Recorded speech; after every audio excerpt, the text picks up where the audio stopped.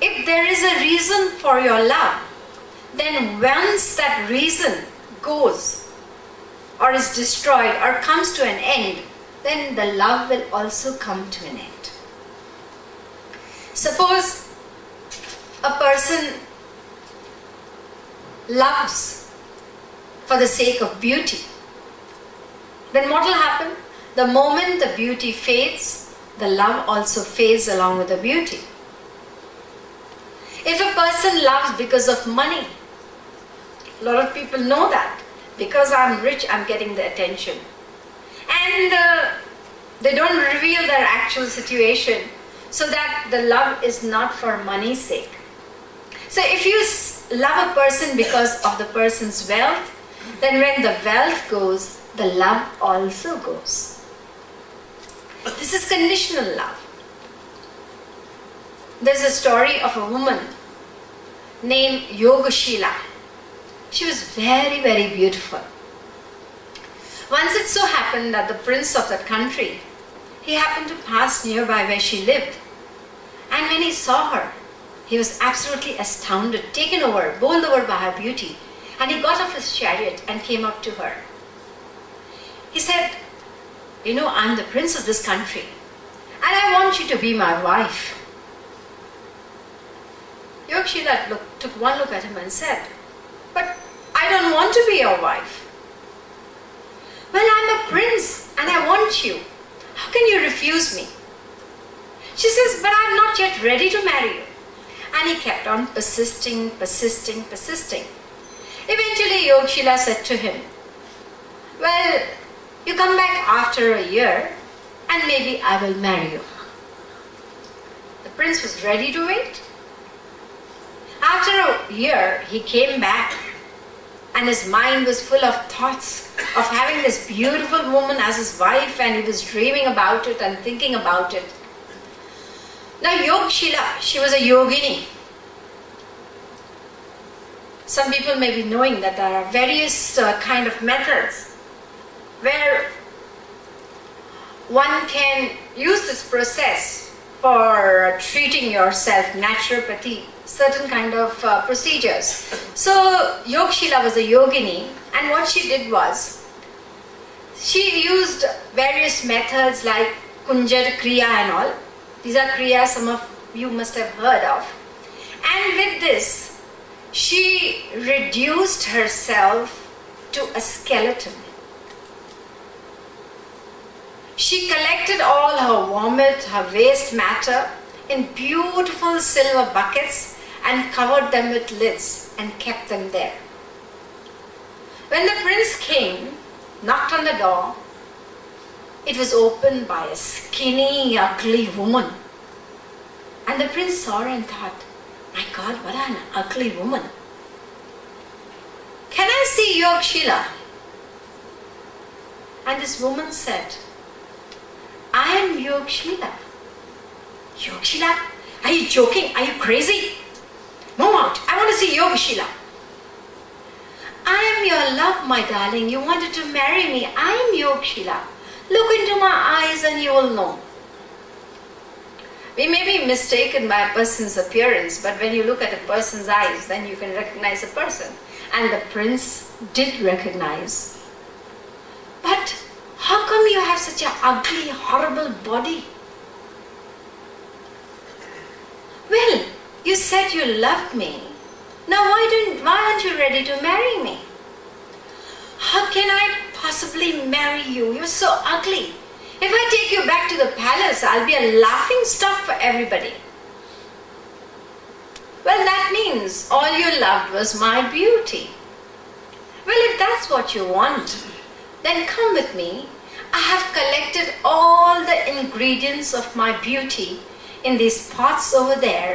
You can have a look at them and take them back with you." This is love based upon qualities. And we all have love like this from time to time. You must have heard about the story of Mahatma Gandhi. This was during the time the British ruled India, and he was invited to a party.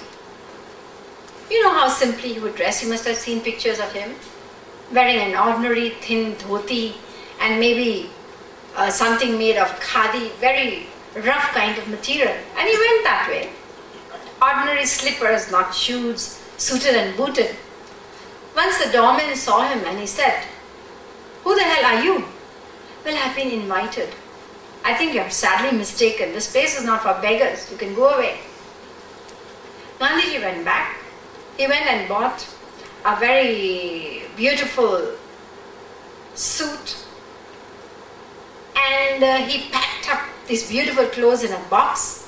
He went back to the party and he gave it to the man at the door and he said, "Here's the person you invited, you can take this box inside." So it's all conditional. True love is love which is not based upon conditions. The second requisite of love is pure love is not based upon any desire or expectation.